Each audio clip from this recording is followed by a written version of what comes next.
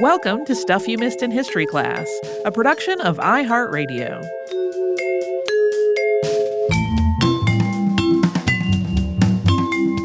Hello and happy Friday. I'm Holly Fry. And I'm Tracy V. Wilson. We talked about the early concepts of the metric system this week. We did. This is one of those subjects that when I read it, I'm going to confess, I feel like the stupidest of stupid town. Because just my brain would never go, you know what we should do? We should measure the earth and then slice up part of it and make that how we measure everything. Like, I just I cannot fathom being in that headspace. Right. For a long time, I had on my episode short list something about the kilogram, including the physical object that's sort of the embodiment of the measurement of a kilogram. And I just couldn't ever find an approach to it that made it an episode. Right. We were also talking in this episode about a base 8 system. Yeah. So when I was in college, I went to a liberal arts university. And people who were majoring in math or one of the hard sciences or maybe a social science that involved a lot of statistics, they would take math classes that met their general education requirements that were things like calculus and statistics and whatever. But then those of us who were studying literature or another language or something else, who did not have a need in their curriculum for that kind of math, and also maybe like me have always struggled with math, we gravitated toward this class that was called The Nature of Mathematics, which was a really interesting class that included about a lot of stuff about things like ancient number systems. And a lot of what we do is in a base 10 number system. We count 1, 2, 3, 4, 5, 6, 7, 8, 9, 10, 11. That starts the next set, right? So base 10 number system's pretty easy to wrap your head around. Base 60, kind of easy, because that's how we measure time, with there being 60 minutes in an hour. But then there were some that we talked about that were in base 12, and it hurt my mind to try to think about it. It was so interesting. I would just be trying to count in whatever non-10 units those were. Right. And it just hurt my brain. And so when we were talking about that in this episode, I was like, that reminds me of the nature of mathematics. Yeah.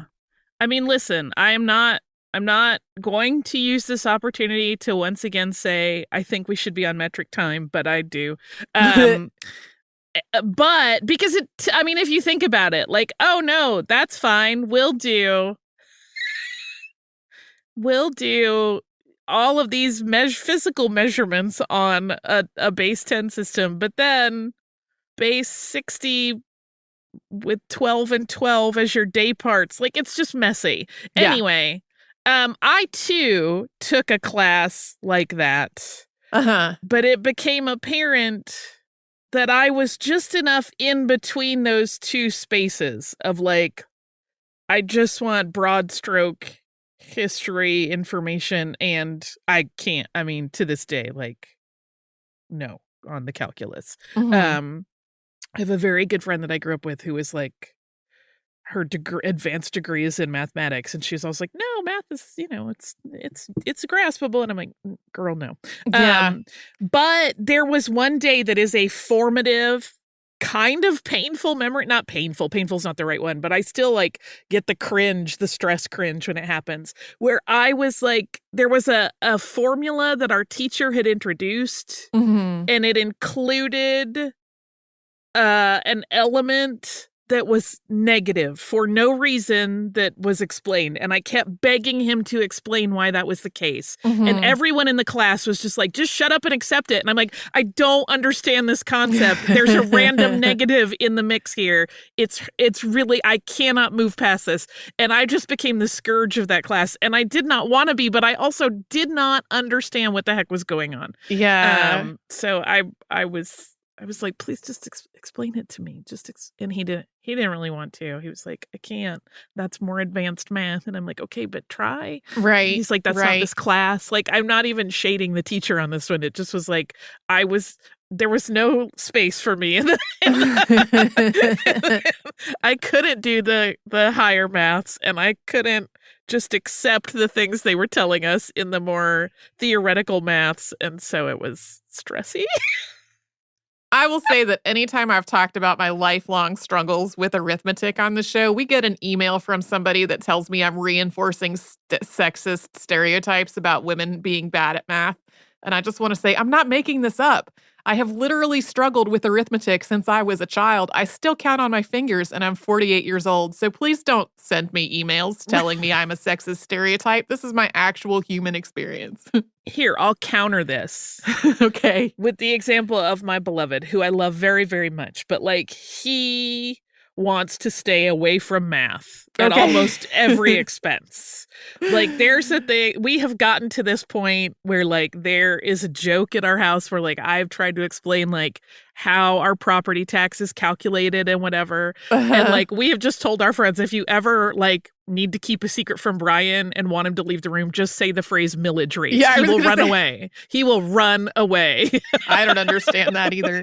I just pay the bill. It's like whatever. And my husband is very smart, just as you are very smart. But some people struggle with math, and that's fine. It's fine to admit everybody has strengths and weaknesses. You just got to have a smart math friend. That's all. Yeah.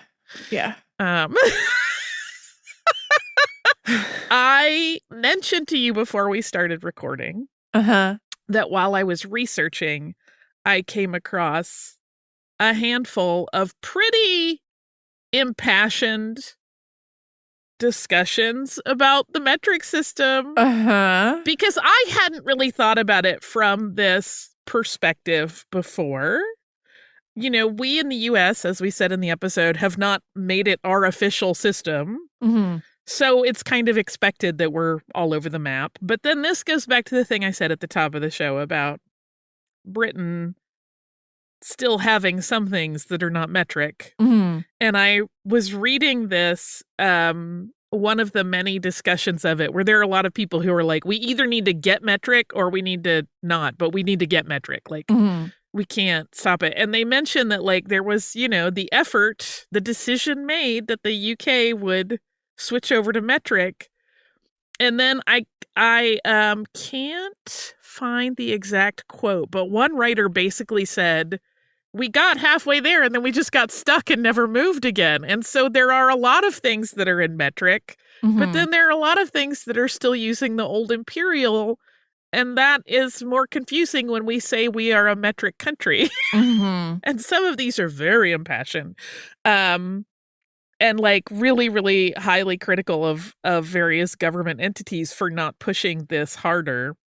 But I also found some pretty impassioned ones written here in the US where people are like, we really need to like make it official. Like, yes, there are people using it, particularly in like science communities, engineering, etc. But like, I remember, I don't know if you had this happen when you were a kid.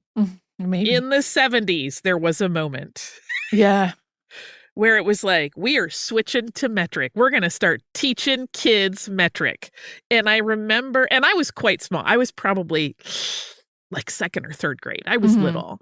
And I remember us kids being like, this is very hard and confusing because it is a completely different system. And then suddenly it went away and we never had to try to learn it again. And it does seem like there was this push of like, if we teach the next generation the metric system, they'll get it. They'll be kilogrammers forever. And then we were like, ouch, hard. And they just gave up instantly. And I don't know what happened there. I don't know if I remember learning it in the context of like, we were potentially going to start using only the metric system. But I definitely did learn the metric system in school. And then like middle and high school science classes, like all the science measurements were in metric measurements. So it was like I've always been using both in different contexts. Yeah.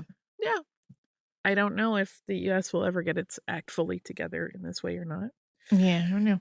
Listen, I'm all for a giant sea change. I'm one of those people that loves change. You want some Swatch internet time. I want Swatch internet time, but I also just I like the fresh start of a big change. I would love it if there were a week where we were like, don't anybody measure anything this week. And then the next week, we're going to just switch over completely. Yeah. That sounds amazing to me.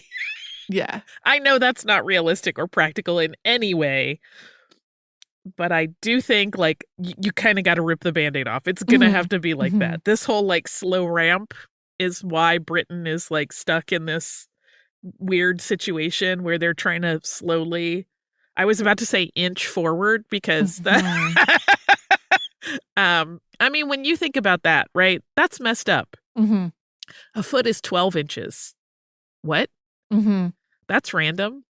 I mean, as you had said, like learning about a base 12 system, I feel like I'm a little better at a base 12 system than the average person because of what?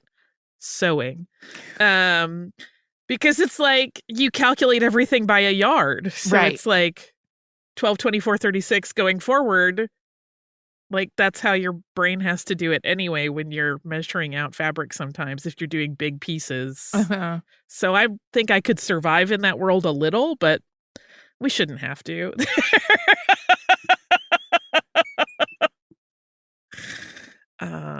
Listen, if you want to do creative stuff, math is your friend. That's probably why I feel like I need to understand math more than the average person who says, no, I'm more on the arts and language side because I've needed it for designing things and like executing patterns and figuring out the circumference of a circle to make a skirt. And like these things are important. Well, and I could do stuff like the equation parts of algebra. Yeah. But I would mess up the arithmetic involved. Yeah. Yeah. There are some of those. I will say Duolingo has just added a math component. I saw that. I haven't looked at it at all. I have. And it starts out, I mean, I'm in the like, hi, I'm an adult learner, like just brushing up my skills. And it does start out pretty basic. But what it does that I think is really smart is that it's not like just doing flashcards of multiplication tables or whatever. It's also using visuals so that you think about math in a different way, which I think is really valuable. Like right now, I'm still kind of buzzing through it going, oh, these are baby equations. But like at the same time, there are moments when I go, oh, that's what that looks like in a physical space. And that's kind of cool. So I'm hoping it will make my math skills better. I also know children are taught arithmetic in a very different way now than we were. Yes. And I will say this, I am not a parent, but I do sometimes find myself getting, I don't know what the word is, dismayed with parents when they just want to complain about their kids' new math. Because then when I talk to people who are much younger who grew up learning it that way, often they have so much more of a flexible conceptual understanding of math than we got from just memorizing. And I'm like, there is some benefit here. Right. At least to some people. Right. Like I know it's hard to help your kid with homework when it's not the way you learned it. I fully grasp the frustration of that. But it doesn't mean the old way was superior. Right. And the other thing we have to consider is like all people have different learning styles. We've talked about that recently as well. Like for some people, this new way is going to be a lot easier than the stress of memorizing a multiplication table. That was very stressful for me as a kid. Like I remember we had to go up to the teacher's desk and she would quiz you through your thing before you could pass on to the next one. And like it was just you and the teacher, but you were in the class. And so if you messed up, everybody knew. And then they would be like, you're stupid about the number 12. That whole thing was very stressful. I'm having flashbacks to flashcards. Yeah. Flashcards are, can be traumatizing in their own way.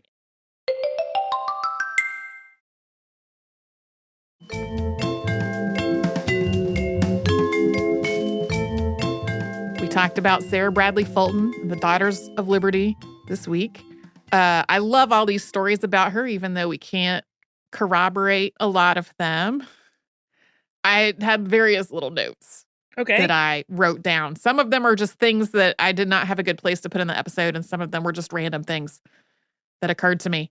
I read a lot of mentions of people's spinning bees that were happening during the run-up to the Revolutionary War, during all of the protests over British taxation of the colonies.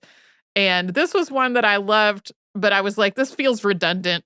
It does not actually add anything to the episode. And I put it over here and says, this was from the New York Journal from May 30th, 1768. Quote, "What a glorious example Newport has set us. Rouse, O my countrymen. We are well informed that one married lady and her daughter of about 16 have spun full 60 yards of good fine linen cloth, nearly a yard wide, since the 1st of March, besides taking care of a large family.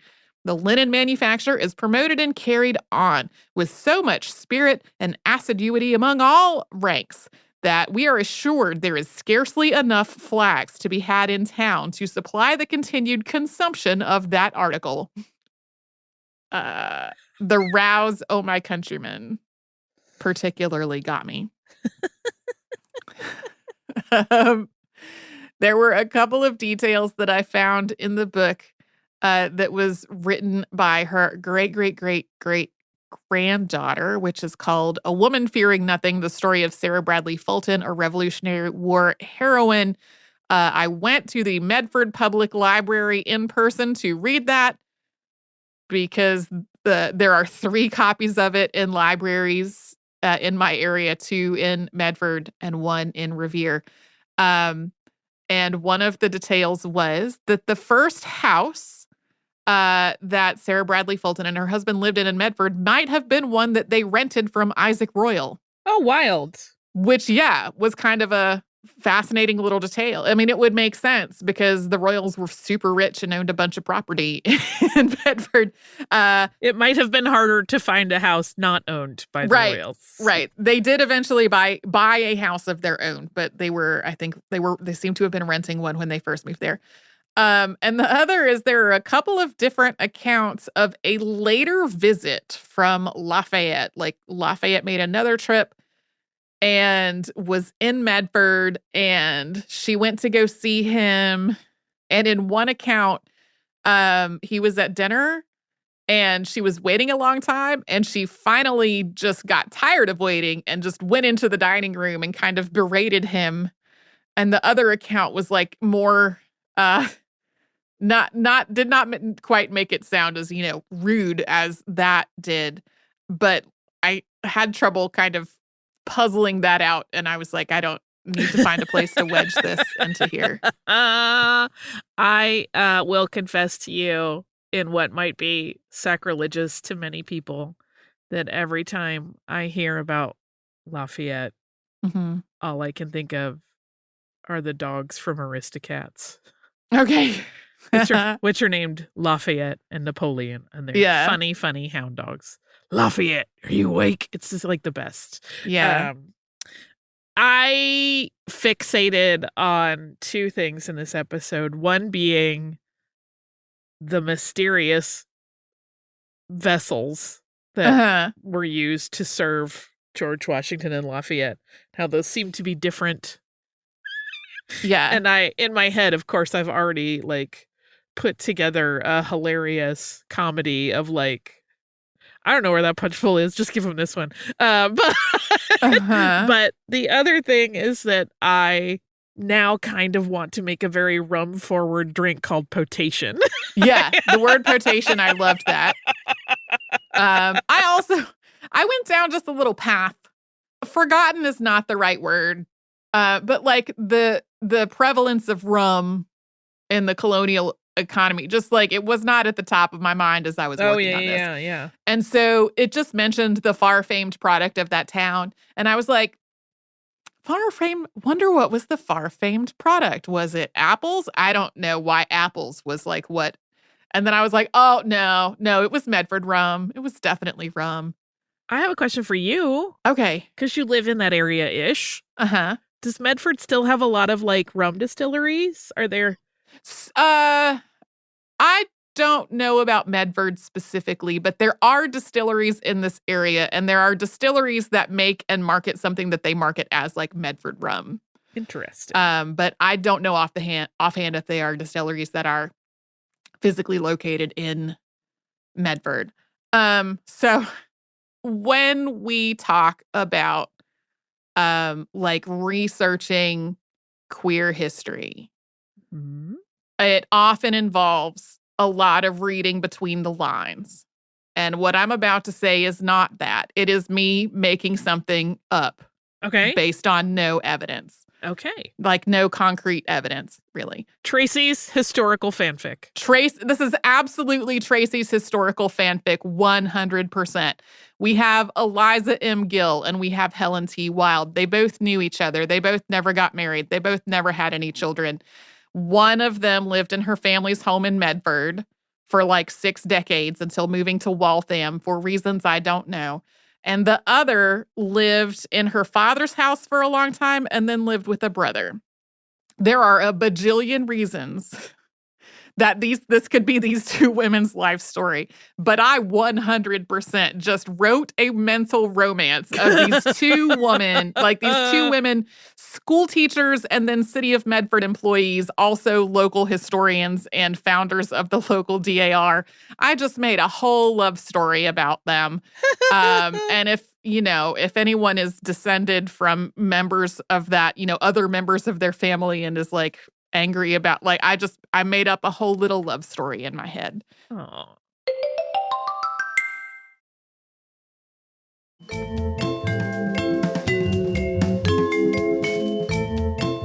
They had a significant age gap, right? They did have a significant age not that gap. that's like a determiner. Yeah. I'm just trying to I'm trying to come along in your fanfic and make the picture in my head.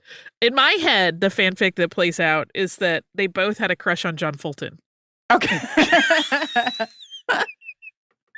That could also be true. It's just the imagery of the arm in arm with some analyst. I'm like, oh, were they like a gentleman caller? They're Southern in my fanfic also, apparently. They're Blanche Dubois. Or they're Blanche Devereaux, rather. Or Blanche Dubois. But yeah, I love it. I love it that you have a rich tapestry of information that you're bringing a whole thing. We have no letters, no journals, no anything like that I know of from either of them. Again, this is I don't really encourage making things up to that level about people from history, but I had a little let's make a love story moment. Also, I did not end up putting this in the episode because it wound up just feeling ancillary. There are some people who I think have misread the Helen T. Wilde account as saying that the place where people prepared for the Boston Tea Party was not her brother's house in Boston. It was their house in Medford. And this, like, the first couple of things that I read made it sound like it was at her family home in Medford. And I was like, this does not fully make sense to me. Because, like, there was a lot of traffic between Medford and Boston, but, like, still it was a way to get from. And I was like, the timeline wasn't really, like, were they at a meeting and did they come back to the Medford and then they went to the. I see what you're saying. Or did they go to the meeting in their quote Indian dress? Like, it was not really adding up for me. And running parallel to that, there is a transit project in Boston called the Green Line Extension. And the Green Line Extension is a line of the T that runs out to Medford that was in development for a bajillion years. Nobody thought that it was actually, maybe not nobody. A lot of people thought the Green Line Extension is never happening. And then the Green Line Extension did happen. It got built. It was built so badly that a bunch of the rail is too close together now and has to be redone. And so as I was like thinking through these things that were like, and people were, they were getting ready for the Boston Tea Party at their house in Medford, I was like, This is like there's like a Green Line extension joke that's coming out of this of like the process of getting back and forth between Medford and Boston for the sake of the Boston Tea Party. And then I eventually was like, oh, I think people are misunderstanding this passage in this article that was written, in the 18 whatever. So its use of language is a little slightly different than today. I like that your brain was like, good luck with that. Yeah, good luck with getting on the Green Line. I will walk for miles to avoid getting on the Green Line. It is my least favorite line of the MBTA rail network. When I went to the Medford Public Library to read that book, I did not get on the Green Line. I walked there from Somerville. Anyway, I enjoyed researching this episode. I'm not planning to go on any of these commemorations. No. No, it is exactly at the window that if I were exposed to some illness there, I would carry it directly to my very high-risk mother. So yeah, don't do that. Not worth it. No, I am in the avoid unnecessary crowds phase right when that is happening. Yeah, that makes sense. So yeah, because I don't want to bring the flu or COVID or any of the other things that are circulating to my mom for Christmas. So anyway, happy Friday. If you're going to this stuff down at the harbor this weekend, man, I hope it's great. I hope nobody reenacting is in, quote, Indian dress. We should not be doing that. Ooh, fingers crossed. Fingers crossed. I know there's a historical precedent, but we're living now in the year 2023. We don't have to make that choice again. You can send us a note if you'd like. We're at historypodcast@iHeartRadio.com, and we'll be back with a Saturday Classic on Belinda Sutton tomorrow. Something brand new on Monday.